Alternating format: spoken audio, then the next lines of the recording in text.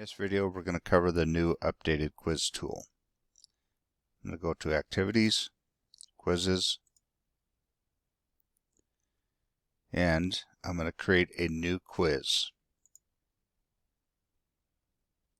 Now this layout is a little different than the old. I personally like this one better. So this is going to be new. Let's just say Chapter 6. Easy enough. Chapter 6. I'm going to fix that. All right.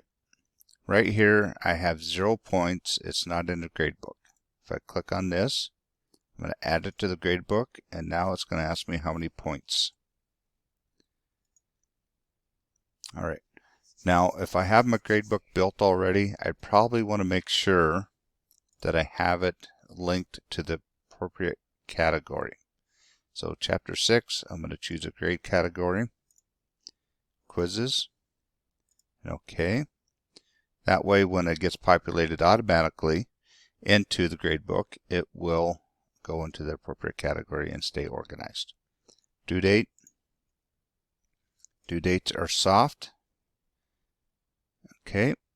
And here I can add questions or I can create new. This will be very similar to before. Add existing. I can either upload a file of questions that I have. They have to be in a .csv format. Or if I've already built my question library, I can go here and select my questions.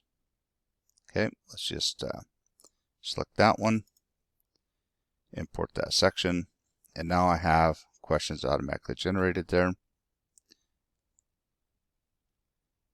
Now everything else that I need to fill out is over here in this menu. Start and end dates are hard. You can choose to control the flow of your class. They can not do anything before or after when it comes to start and end dates. All right, release conditions, special access. If you have students that need like time and a half on quizzes or access to the quiz before or after the actual release dates that you have set up, this will override those and give that student the access that they need. Password, wouldn't recommend using that one. All right, time and display. The default is no time limit. All questions displayed. You can also shuffle questions. Allow hints is another option. You will have to manually add in all the hints for each particular question if you so choose.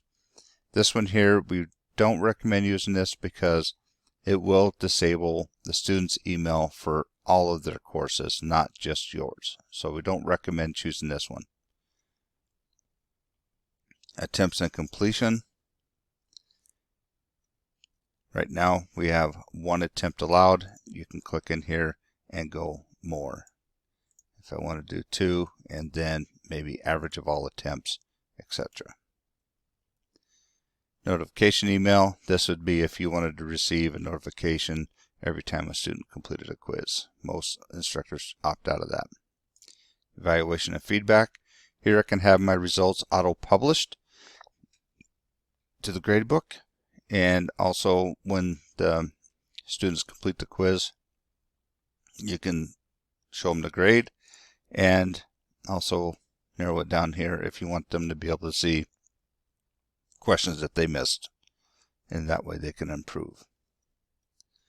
All right, and then I can double check, make sure I got all my questions. If I need to, I can always select one and delete it out if I need to. All right. The default is to hidden, and it's easy enough to change that, but if I'm ready to go, I would click Save and Close. All right, now, because I did Chapter 6 here, I just want to verify that it went into my gradebook like how I wanted it. I'm going to go under Manage Grades, so that way I can look and see. And right here's a quiz category, and because I selected that, it placed the Chapter 6 grade item in that category for me. All right, if you have any further questions about the new quiz experience, please contact OTLE. We are in the basement of Cowan Hall, room 104.